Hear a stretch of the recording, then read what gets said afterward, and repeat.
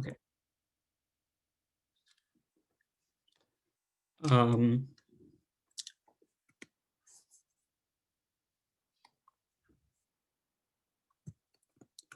all right. Welcome everyone for a conversation event on data and education policy. Through core courses in statistics, program evaluations, and programming for policy, we all have learned how to do data analysis, as well as predictive analysis using R and Stata. So I think the part of the reason for us to think of this particular event is for those of us thinking about using data in education space, either as part of your summer internship or the career beyond. We hope that this webinar will be a treat in giving insights on how data is being leveraged in education policy to improve outcomes towards educational equity. Just a little bit about our organization. The Education Policy Student Organization is a SADR student organization focused on fostering dialogue about education-related topics and connecting students with opportunities in educations and the latest research in education policy. As a fellow as a former middle school teacher, I'm delighted to welcome two fellow panelists this afternoon, Eric and Adrian. So just a little bit about our panelists. Eric is a data strategist with the Department of School Assessment with the Chicago Public Schools. He graduated in 2014 from U Chicago in economics and public policy, and since then he served as a high school math teacher for 5 years. He likes playing football and performs improv in Chicago. Welcome, Eric. Um, Adrian Adrian DeLeón. He is the co-founder and CEO of Innovare SIP. He's a former educator, a school improvement coach, and also a former data strategist at Chicago Public Schools. He is Innovare's internal strategist and team leader. AJ was recognized as the 2016 EPIC alumnus of Education Pioneers. He is an inaugural fellow of the SIRS Institute and is an admirer of the art of Frida Kahlo. Welcome, Adrian. Welcome, both of you. Just to give you an overview of the discussion today, the first 40 minutes, we are just hoping to touch upon use of data, stakeholder, as well as cross-sectoral collaboration and future of data. And then we'll keep the remaining last 20 minutes for taking Q&A from the participants. So without further ado, I'd like to welcome both of you, and let's get started with please tell us a little bit more about yourself, the work that you're doing, and your organization. All right, I can jump in. Well, first, thank you guys for having us. Thank you to the organization and to Eric for being here, and of course, the Harris School of Public Policy. It's so great to be with all of you. So I'm AJ, I'm the CEO of Innovare, and Innovare's mission is to empower leadership with the data, strategy, and project management software they need to impact the students and communities that they serve. And we work with schools and executive directors of nonprofit organizations as well that work in education, so not just schools. And we're really excited to be a profitable company. Tech is an area within tech that is sort of burgeoning and growing. And in Chicago specifically, there's not a lot of innovation when it comes to education technology specifically. So we're happy to be from Chicago and built in the city. And also a company completely led by people of color too, which is something that is very unique. Our entire staff is people of color. So our engineers, our customer success people, the executives. So it's really an exciting, time to be a person of color in the U.S. Despite everything that's going on. It even sort of affirms, right, the beauty of what is possible in America, and to be able to kind of bring that to the table in a very intentional way within education and within leadership specifically, which I'll talk about more later. It's a great privilege. So it's good to be here with all of you.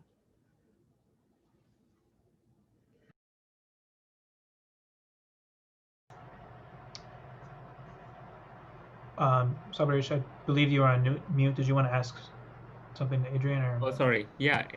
No, I was saying, great. Eric? Oh, cool. As I've been introduced already. So I'm Eric. I'm a data strategist with Chicago Public Schools in the Department of Student Assessment. And my department is basically in charge of implementing the large-scale assessments that the district takes. This year was really interesting for obvious reasons. We didn't have any end-of-year tests once March started, and then our beginning of year has looked really weird. And we, you may have heard about the Department of Education making their decisions about, what is required for graduation. So that's also putting us in the air of who will be our next Department of Education leader. I forget. Director. I forget. Secretary. Yeah. What was that? Secretary. Thank you so much. I'm blanking in a moment. And that'll seriously affect our work, moving forward into the spring. My work on the team is dealing with the strategy around the data. How is it being interpreted? How is it being used? Is it being used correctly? Is it being used to its fullest extent? So a lot of my work, I dip into a lot of different tests. It's kind of a cool job in that I get to, I don't feel like I'm in one spot. I jump around different things throughout the day, and which is really stressful at first, but after you start to understand the tests and understand the people working with it, it becomes really different every single day. So really liking that. Oh, great. Yeah, I mean, so so one of the first questions that we wanted to ask both of you was, how have you seen data being used in the education policy space evolve over the last few years, be it in terms of school networks or with NGOs? How have you seen data evolve over the years?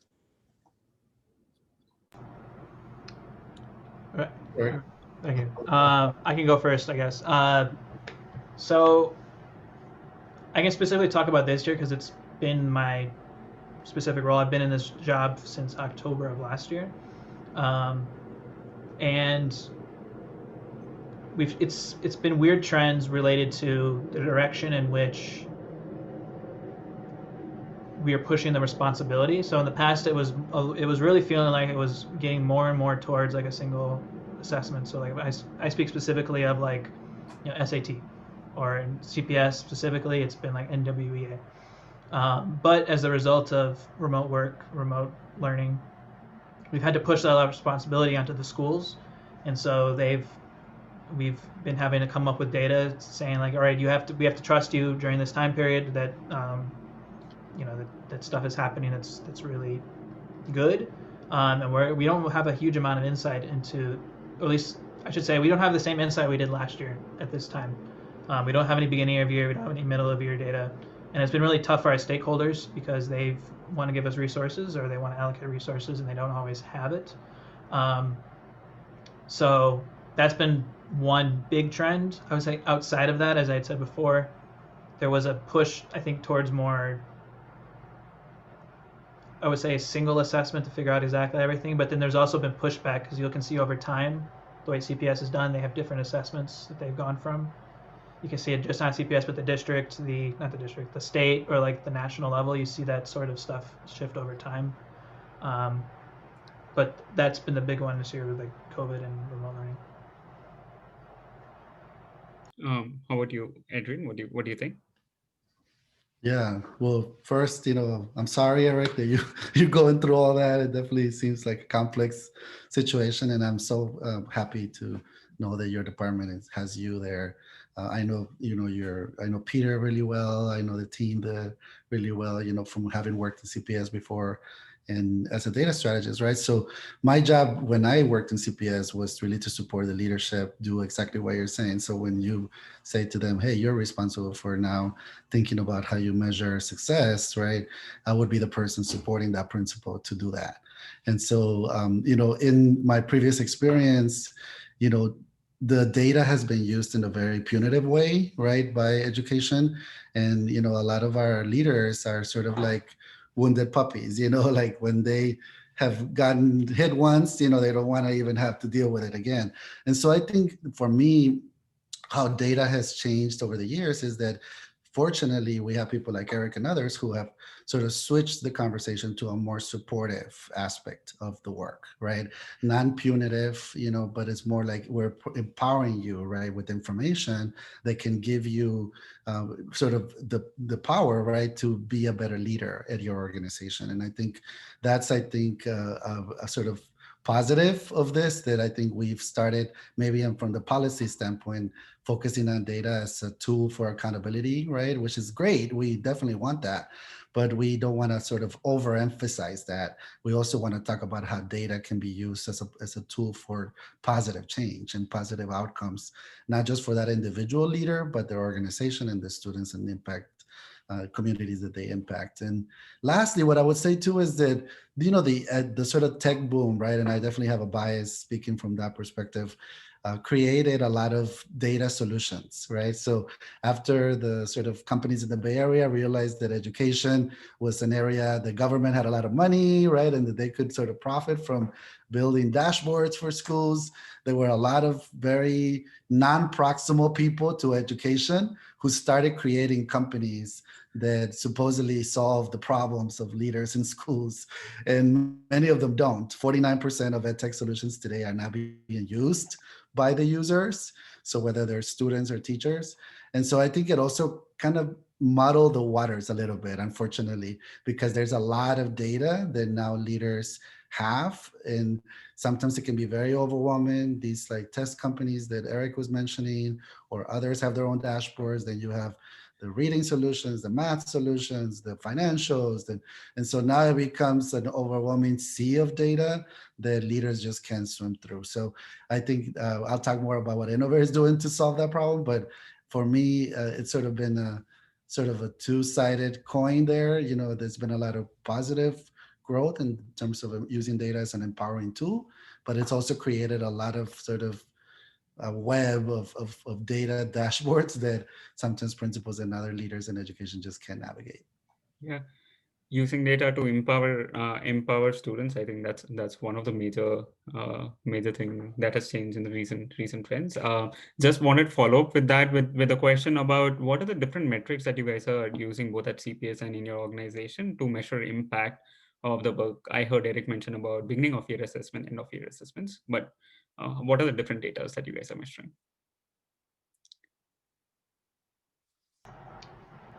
I know for CPS, they ended up using a couple of, this is my own language, this is not what they use. I called it like proxy attendance, proxy grades, that type of, actually grades were kind of similar, but if you look at you can go to the board meeting, and the only way they were really able to capture attendance at the end of last year was logging into Google Classroom, logging into a Google Meet.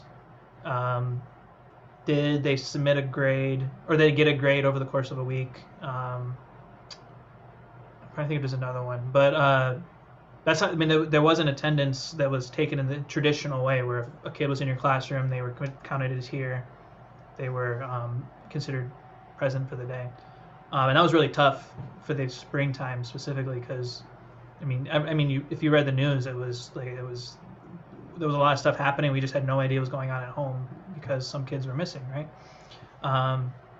And so in the spring, I would say it was a lot worse than it is in the fall. This fall, they're taking attendance, and attendance is still kind of, you can raise a lot of questions about it, because you've heard some kids will log in at 10 and then they'll be done for the day, right? Like there's some places where that happens, but it doesn't happen everywhere. You can also see some really great success stories of kids spending the entire day on with their teachers and getting stuff out of it. But in terms of like data and how they're doing, we have estimations that we've received from like researchers and whatnot, like what we expect the COVID slide to be. But in terms of what we're able to capture now, as I was saying before, the responsibility is largely on school, and there's no large-scale assessments that I know of that are being given in the fall. That would be something you could say, this is how the district is doing right now in this grade level. And that scares a lot of people. I would say that like the challenge I would have to someone who's really scared by that is saying like, all right, well, we had like remote learning happening, and all of a sudden our entire data system collapsed. What opportunities can we learn from that so that this doesn't happen again? And also, how do we make sure that our kids are no longer, visible to us just because we didn't sit them down one day and take a test, right? Like there's other things that should be existing that should be giving us a measure of their achievement, or at least the how we can help them out, become better students. Interesting. Adrian? Yeah, just briefly, I mean, I think we're basically meeting that need, right? And at Innovare, we implement leading management and leadership practices with our customers. So we use human-centered design, for example, to really empathize with them. So a lot of what Eric is talking about, where the schools now have to think about how to visualize success, like we're doing that. So we're meeting with the schools, and we're actually going to have a panel. So I'm definitely going to plug it in here later in December, where we're going to bring the schools to showcase the work that we've actually done with them. So we have schools like Sumner, for example, that are visualizing virtual walkthroughs using the Danielson framework. And the principal is going into Zoom calls and observing the teachers, and then assessing them using this very renowned domains. So that is one of the dashboards that we built for her. We also have other schools that are many of them are, as he said, looking at attendance, right, and especially trend lines by groups, by age groups, by grades. So we have a myriad of dashboards that we're building to help the schools measure success. Some of them are actually taking a very close look at interim assessments. And I know Eric's work is probably very embedded in that. I know that office works a lot and very hard on that sort of project, but schools are now operationalizing that, and really looking at measuring success weekly, daily, in a way that is very tangible. That actually has really always been a need, right? Even with summative assessments, that we've always needed to have that sort of touch point and that pulse on what kids are learning. So I think COVID has sort of enhanced the teacher's capacity and also the need, right, to have tools that tell them in a more real time what the progress of students are. So what Innovare has been doing is building those tools, not just for the teachers, but also specifically for the principals, so they can sort of manage the organization at a macro level. Right. So from teacher attendance to student data to dashboard visualization, quite a lot of progress there. But what do you guys think of as the limitations in terms of using data towards improving education outcomes? Thank you. Yeah, I see he's pointing at me. So I would say, I mean, there's definitely a lot. I think going back to what I said earlier, is like there's a sea of data, so that can be very complicated. Like working with so many sources, and especially right now with not having the data maybe that you were used to working with. So a lot of principals in CPS specifically, right? And we work with schools across the country, but all of them have an accountability framework of some sort, right? SQRP is the one in CPS.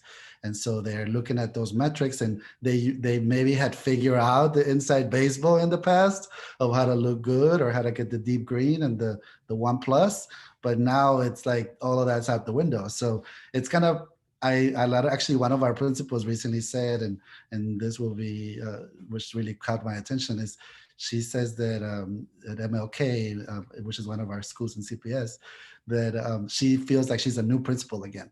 That that sort of learning that she had to go through of measuring success for herself and for her organization is starting again as a result of the pandemic. So I think that leaders basically need a lot of support right now, and we need to give them a lot of grace in terms of how they are doing their work. As Eric noted, districts are kind of putting it on them to measure success, and that can create a lot of pressure for them. So fortunately, I think the limitations is that sometimes maybe they don't have the capacity internally to do that, or the resources to be able to like deliver on that promise of that the districts are expecting. And so fortunately in our case that we can do that, right, for some schools. But I think we cannot be in every school, right, in the entire country. We also have a capacity issue. So I think that is the limitation, that there's a great need for data wisdom and literacy, and now for sort of reimagining what data can look like, but maybe there's not enough capacity or support or access to support that many schools just don't have as they should have. Yeah, Eric? Yeah, I mean, I think that's a really great way to set up what I was going to say about capacity and it being interpreted as accountability, because the number of times when I first started, right, I just was sending people data and I got negative reactions to it because they assumed I was just trying to inform them of what data I had received and just giving them said data. And that's when I realized I need to be, one, really hyper aware that it's been used as accountability, not just in the past, but it's still being used in some ways as like a form of accountability. And you get negative reactions to that. And two, like the data that you're sending is relatively useful to some extent. It's not the golden truth, of course, but it is helpful to determine how to allocate your time and where you should focus on. And if you're doing a good job, I mean, it can be helpful.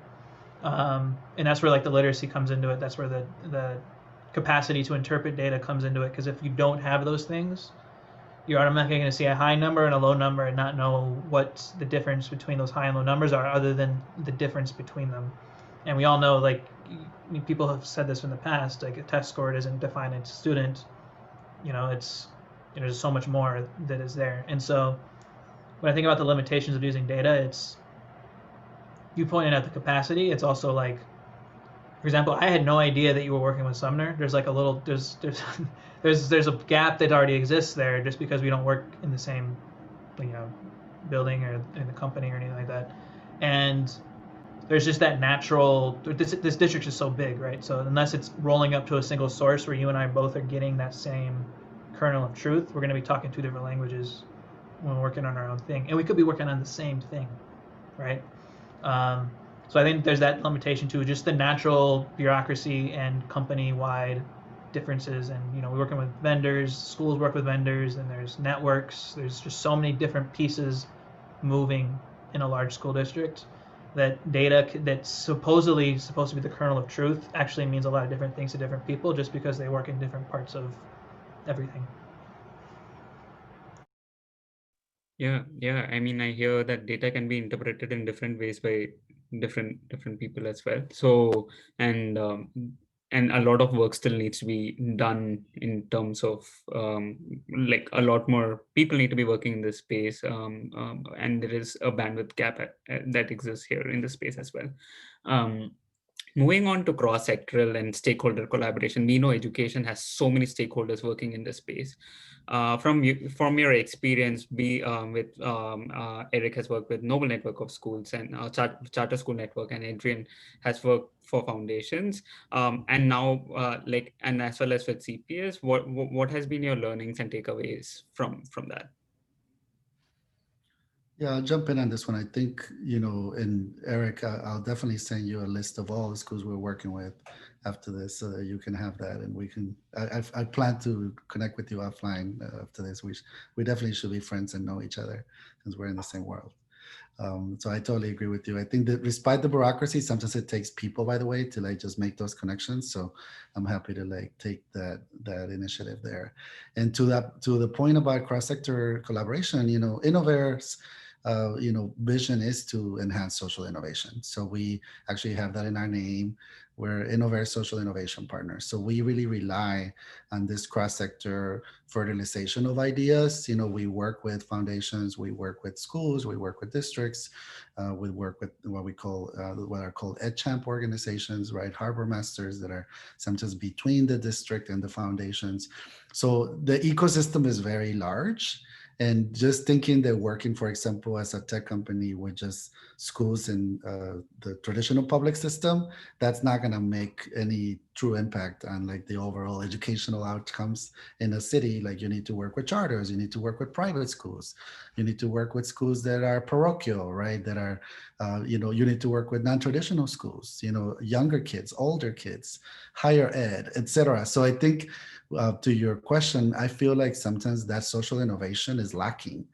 Organizations focus too much on their own organization and the outcomes of that specific either bureaucracy or private sector company or foundation, and they're not seeing the commonalities in their approach. So for example, if a mentorship focused nonprofit in education work more closely with the Department of Assessment and CPS to understand how a set of schools that they work with, right, what impact their mentorship program is having on the reading outcomes of students, etc., that would have a greater impact than trying to just measure certain inputs and outputs individually. I think that sort of collaborative, data idea, the collective impact sort of approach is something that is sort of nascent. People are still working in silos. And, in a way, we want to be an orchestrator of that sort of social innovation. And we do that very intentionally. So I think that needs to be an area of sort of growth for the space, not just for the education space, but the for-profit space, the foundations. They all work very much on their own goals and what they want to accomplish without seeing sort of how they can collaborate with other organizations so that we can all kind of impact education together. So some people are trying to do it. I know, obviously I will plug Gates and others as sort of being leaders in that space, but it's still my experience that the majority are not. They're still working in silos. Yeah, collaborative approach. Eric, do you want to add? Yeah, I mean, I'll echo a lot of what Adrian said. I think the only thing I'll add is maybe like just there's this natural, I think, gap that exists as soon as you're even just from a different department or even just a different organization. It can be as simple as you no longer are in the same floor. It's just there's the natural gap that exists, and as Adrian pointed out, like I mean, right now, like when we're saying like, oh, we're going to make that connection right now, that's exactly how an organization starts to work together. So for example, I used to work for Noble, and so I'll know to email Noble and be like, hey, our data's not lining up. Can someone figure this out? And they're a big enough organization where they have the capacity to send something back and fix it, right? Not every school has that, and if I don't know anyone at that school, I'm going to email the principal, and the principal gets thousands of emails a day. Like, I feel so bad for a principal's email inbox, and I feel so bad for the work, like, if they have a lot, right? And so just knowing where each part of the organization is makes you a stronger collaborator within it. But because you have these physical and structural differences between you, like, those things have to work together, and only that happens if there's like a social relationship. So I think I kind of said I was going to echo what he said, but I think I do believe that social relationships are the strongest indicator of how well your organization is going to work together. Yeah. Adrian, do you want to add anything there? Or so I think I hear from both of you that there exists a gap in terms of organizations working with each other, and that can only be bridged by more conversations happening between organizations. Yeah, I completely agree. Yeah. So one of the other thing, so interesting enough, both of you have been teachers in the past. Mm-hmm. So how has that shaped your approach to your work in data at the present? Yeah, I saw the question here too. Yeah, I think that being a teacher obviously is actually it was my most favorite job, but it's also the hardest job I've had, even compared to this job that I have now, which is pretty crazy. I think that because you don't even have time to have lunch or like go to the bathroom or do it like talk to people. Like it was really crazy, like being a teacher, especially I taught in CPS, so it was intense, and my kids were smart too. So I would come in with a plan and they would know the answer. So I'd have to like iterate my lesson like period to period. So it was really, really difficult. I taught at Lakeview High School. Shout out to Lakeview Wildcats. But I think what I realized is that working as a teacher for me, specifically where I sit today, as somebody asked here, the teachers unfortunately don't have the power to change their own condition. They actually depend on the leadership of their school, and then that leadership depends on the leadership of the district, right? To actually change their situation. But principals do have a lot of autonomy to what they can do in their schools. And in CPS, there's even schools that are completely autonomous in many ways. So I think that, teachers unfortunately don't have that power. So they basically get whatever the principal chooses. And I think what I learned as a tech CEO now is to that even though I really wanted to help teachers and like maybe provide this data that we're doing now for teachers to better inform their lesson planning and things like that, if we have a bad principal, that teacher is never even going to get the opportunity to use that dashboard, so I thought, let me just take this to the next level up. And so what I learned from teachers basically is that although they need the help as well when it comes to data literacy and tools and all that, the truth is they really are not the buyer, or they might be the user, but the buyer is the principal. And that person also needs to use that data better, to better hire teachers, to better place teachers in the right grades, to assess teachers' effectiveness better, things like that, to assess talent. So as a teacher, basically what it informed me is that I really shouldn't work with teachers, that I should work with principals. So the teachers are actually positively impacted. That if I try to work directly with teachers, it was probably not going to have the effect that I would have intended. Great. Yeah, I think from my perspective, what it helped me with was we talked about it a little bit earlier with the punitive nature of it. I had far more success when I was teaching, when I was coming to them and be like, this is your data. It's not good, but let's talk about it. Let's think about where we are going to go from here, which versus like how I learned when I was growing up and when I was in school and I was in grad school, which was you get a bad grade, well, it's on you. And then you just don't ever have the conversation with the professor. You just feel bad about it, right? And that's what so many of like my kids had before they had like were at my school, or even with me, they would get a bad grade and then they're like, well, that's just the end of it. I guess I got a bad grade. That just reinforces the negative perception I have about myself. And instead of seeing the opportunities that exist in that data, it's like, yes, you got a C minus, but imagine if you had put information on the note card that I said you could bring to the test, like that the kids who did bring it, who got a B, maybe got 10 to 20 points more than you, just try it one time, and then we can have a conversation about whether that sort of stuff is true. Or, I don't think it is, but let's talk about it if it does happen. And to see the look in their face when they realize, oh, I just need to change a few things and see their stuff get better. That sort of feeling is what I took into the job I have now, which is, you have data.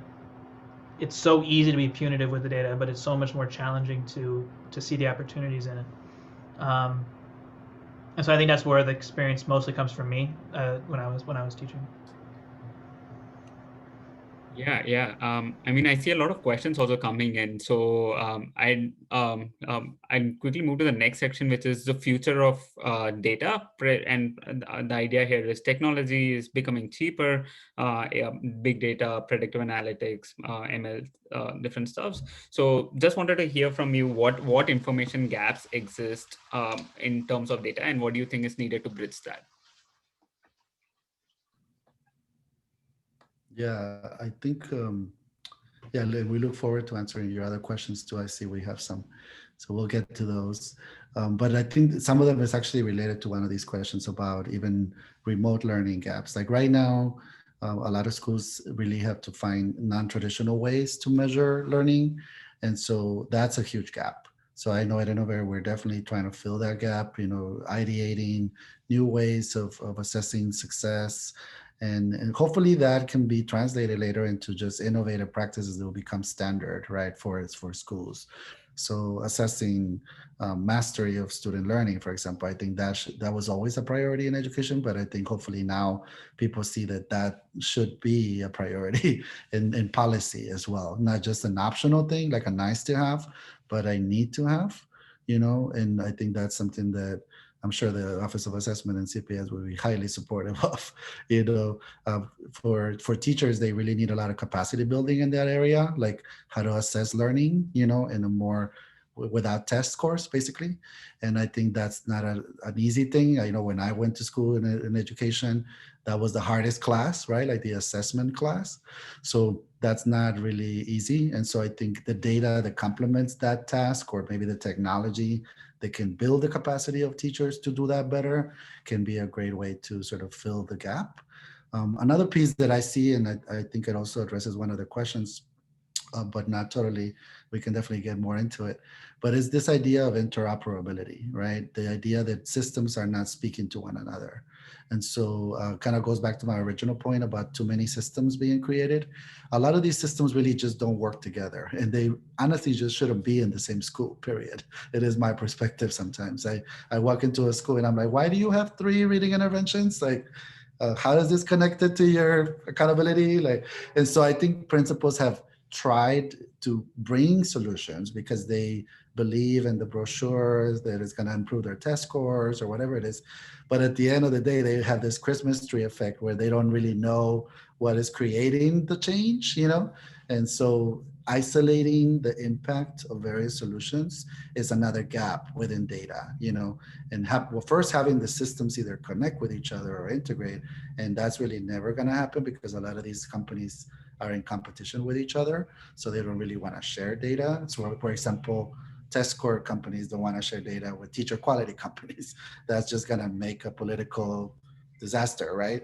So I think there's some business aspects of it that get in the way of what the leader really needs. And to be honest with you, at Innovare, we really are friends with everybody.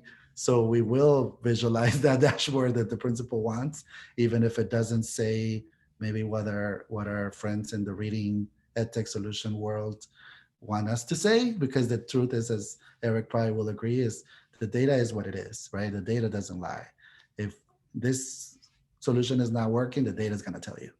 And so I think that's another gap, that we need more solutions and technology that is driven on giving leaders and teachers and others a very objective perspective of impact, you know, that is not clouded by all the different solutions that they have in their school, where they're not able to isolate what's actually working and what's not working, which then creates them, you know, recreating the wheel and wasting a lot of resources. So in a nutshell, I think the gaps are 3. First, the lack of interoperability and that these systems are not connecting. And so that creates a lot of confusion, as well as competition among vendors. And it can be very bad for schools. Second, I think we need to focus on building the capacity of teachers and leaders to use data that better assesses impact, you know, in a way that's non-traditional. And then thirdly, we need to also close the gap on how we, you know, consider technology to be a player in that, so that in some cases we actually invest more on the human being instead of maybe technology solutions that honestly just cannot capture like student learning in the way that a teacher can. Yeah, the only thing I would add is like prioritizing. We have so much, as Adrian's pointing out, like there's so much data out there, and there's so many people saying what data you should use, that sometimes when we try to take the hands-off approach of like, all right, now you choose, you have all this stuff, choose what assessment you're going to give, when you're going to give it, or, you know, choose when you're going to give this data, you know, seminar or something like that.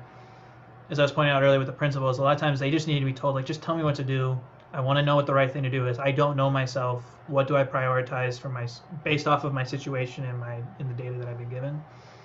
And so the biggest information gap, I think, is probably tied to just a lack of just, you know, there's so much input. I don't know how to say it. There's so much input. There's no way to step back and just analyze. And that can come from a central office. It can come from a vendor. It can come from a consultant. It can come from any which way. But I think because, as we were pointing out earlier, interoperability doesn't always exist between these different pieces, that it doesn't always happen. I think it does happen. I just don't think it happens as ubiquitously as we would like it to. Yeah, so a strong need for streamlining of data is something that I'm hearing. So 2 quick ones before we jump into Q&A is, one, we wanted to hear you what sources have changed your thinking about data and education policy, just for. Because you're a policy organization, right? Eric, do you want to take a stab at that first and I'll follow? Yeah, the big one I'd recommend right now that a lot of us are reading at CPS is No BS, No Bad Stats. It's a great book if you're going to be working in education and working with students of color, just because there are so many stats out there that are meant to help, I would say, Black students and Hispanic students, and you don't even realize the way you're talking about them and the way that the media uses them is really reinforcing that stereotype, and you didn't even realize you were doing it. And also, a lot of it's wrong. Like, you don't even realize how wrong the stat is that seems correct until it's presented in the way that's it's put for you. The biggest example is like the graduation rate in Washington D.C. for Black students is always cited, but no one ever cites the white graduation rate for students, and it's also very, very low, but no one ever talks about it. That's right. So I think it's just one of those books you read to kind of realize that, oh, A, I need to be better, and B, the world needs to be better. So I'd recommend No Bad Stats. Yeah, I love that. I need to pick that one up.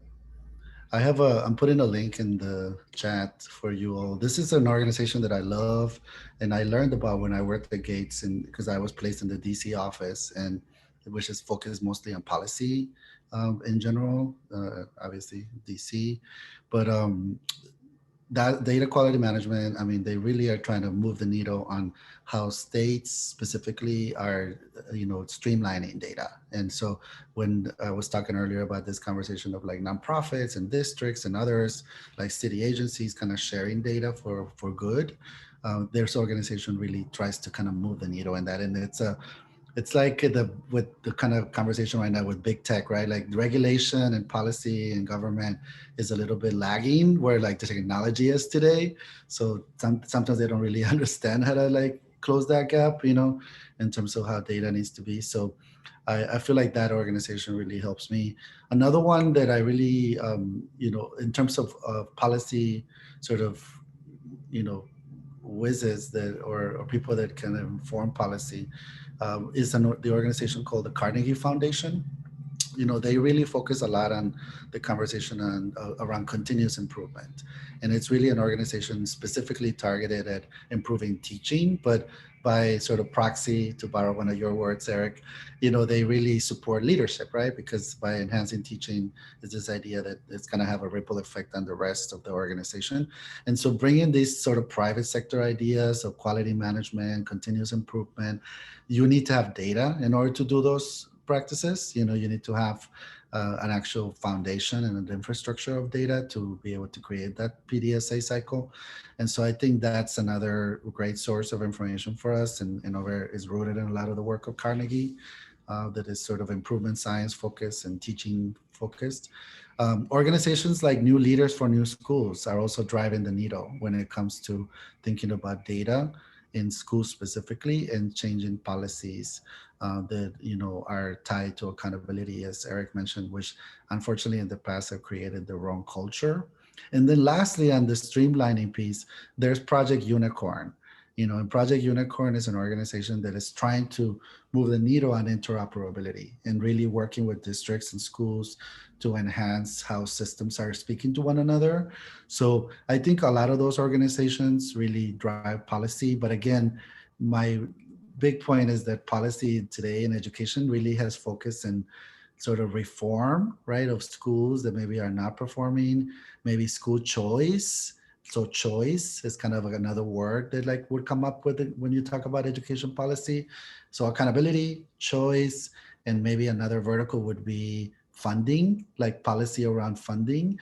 But I think we need more policy around capacity building, around, instructional and operational capacity of leaders. So again, I think the policy sort of verticals in the United States are not aligned with the needs of the ecosystem today, if that makes sense. And so I use a lot of these sources as sort of, they're more aspirational, like they're not necessarily policy makers, but they're people who are moving the needle to hopefully create policies that can be more aligned, I guess, with our society today. Great. And finally, well, where can we follow your work, and who else you think we should be following in terms of people, persons?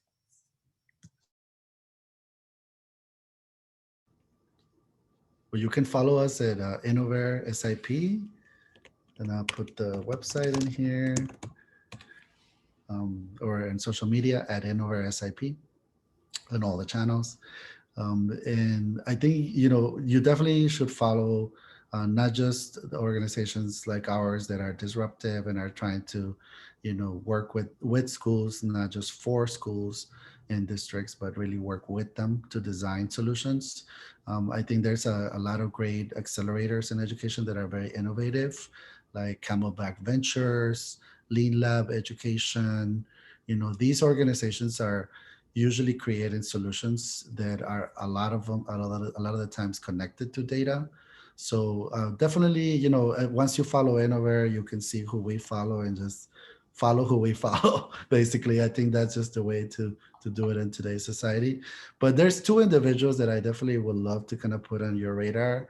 Those of you who are policy students, and well, two individuals in one organization. So an organization is Lee, which is sort of a policy organization within the Teach for America alumni network, and the Leadership for Educational Equity. So they really focus on policy specifically. So if you're interested in education policy directly and like being an actor in like a campaign and lobbying for policy changes, that's a great organization to be a part of and be sort of in the know of. And then in terms of individuals, I would say that obviously follow the work of CPS and the team that Eric and others are a part of, and Dr. Jackson's vision and things like that, because Chicago is doing a lot of great things in that space. But then there's also leaders like Paul Bambrick Santoyo out of the Uncommon Schools, the Uncommon Schools CEO in New York. He drove a book called Leverage Leadership that really talks about the importance of data for continuous improvement and how leaders in schools need to be operationally and instructionally capable of using data, not just one side, the instructional side. I think that book has really revolutionized the way the leadership works today and is used as sort of a foundation for policymaking for principals. So definitely recommended. Leverage Leadership by Paul Bambrick. If you Google him, you'll see why he's famous. But those are the kind of organizations. Definitely CPS, huge champion. We love CPS and they're a huge part of our success. So thank you to CPS schools and in the district. Janice used to be my supervisor, so obviously have a high regard for them. But Paul Bambrick and others, and then the work that I mentioned around, just Innovare and who we follow. That's a lot of wonderful resources there. I think I'm not going to give you too many specific people other than kind of echo first what he said about, Dr. Jackson's the CEO of CPS, and like this is such a small industry in any city you go to. So if you're in Baltimore, it's a small industry. Chicago is a small industry. You're going to see people for years if you stay in the same city, right? So number one, follow just CPS in general. Start to get to know people if you're interested in that. But two, like if you're ever interested in just knowing how people feel about something, go on Twitter and just look at all the principals because they tweet. So if you see some sort of, like for example, there was a guidance released by CPS yesterday about return to school, and if you want to know how people feel about it, teachers tweet, principals tweet, and it's very fascinating to just get your ear to the ground to be like, this is how people feel. And I think that's really where I would go. I mean, other than maybe saying like I like Noble too, but that's about it. Great. Thank you so much, both of you. We move to the Q&A sections, and I already see your hands raised. Keaton, do you want to ask your questions? And Shale, please take it forward on Q&A here.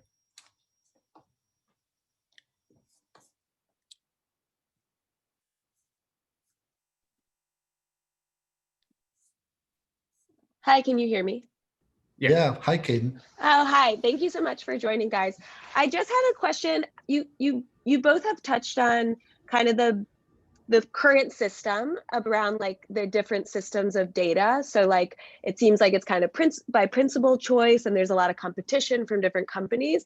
I'd love to hear how you guys think about kind of weighing up the pros and cons of perhaps like institution, like implementing some enforced streamlining of those systems versus kind of allowing principal choice, competition driving innovation etc. Obviously, you kind of talked about the cons of choice overload and lack of interoperability and stuff, but kind of where you see the pros and cons landing on if it would be better to keep it open or kind of enforcing some sort of streamlining.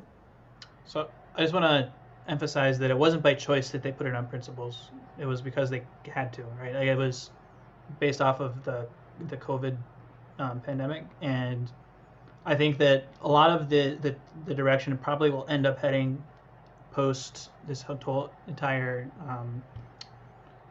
pandemic is back to exactly what you're talking about, where districts across the country will continue to push for, you know, single assessments so that everyone is speaking the same language. I think that. Sorry, Eric, just to jump in, I didn't actually mean streamlining assessments. I more meant like the different kind of extra ed tech tools people are using to process their data or like explore their data. Or perhaps those are often one and the same, but.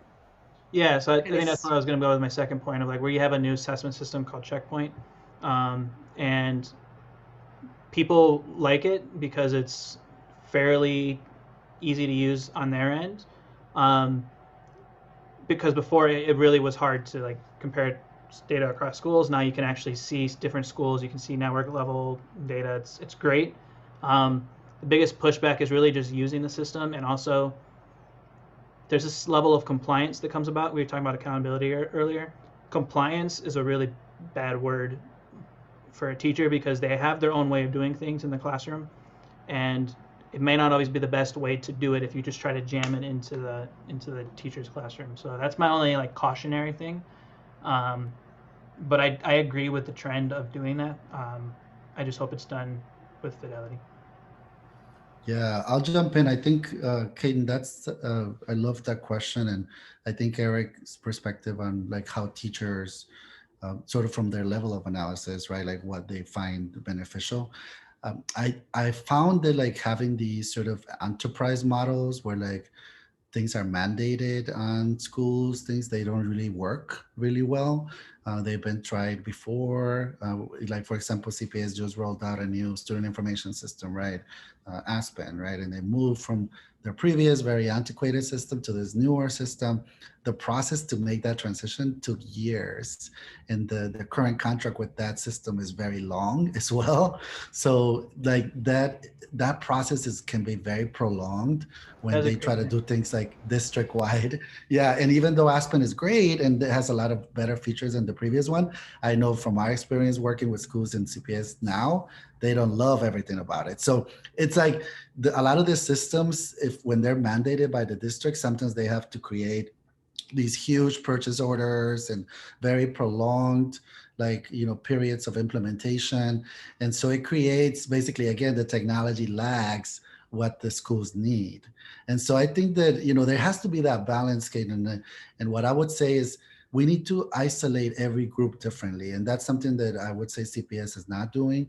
And that is that we need to create solutions for principals, for network chiefs, for central office people, for teachers, and not have like a one lens in terms of implementing solutions. So I think that there could be a more agile way, for example, of providing solutions, many edtech solutions to principals that can actually should be different than the approach with teachers. I think with teachers, there needs to be a lot more standardization for many reasons, but with principals, it can be that way because the schools are very different, small, like size, big size, large schools, high schools, elementaries, Montessori schools, high performing, low performing. So I think that for that, if we break down basically just like we do in the private sector, who our user is, and then create like solutions that are based on that user and elevating the user as sort of the design aspect of the solution, I think that can be better, even if there's multiple solutions.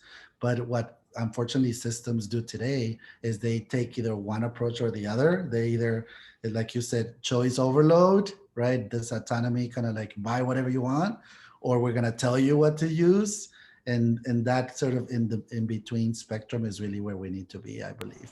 So I think, what I would say in a nutshell is let's break down the users and then provide what is necessary for those users whether it's multiple solutions or one single solution. But I think that's something that we're not doing well in education. Adrian, were you in a network? Yeah, I was in 3 different networks. And so again, my networks were very different. I was first in a low performing network, and there was predominantly Black in the far south side. Then when I was with Janice, I was in the Hyde Park, Bronzeville, Woodland area. So that, had specific needs. And then later became the data strategist for the highest performing networks of schools. So it was still completely different in the more wealthy areas of the city and the schools that everybody wanted to get into.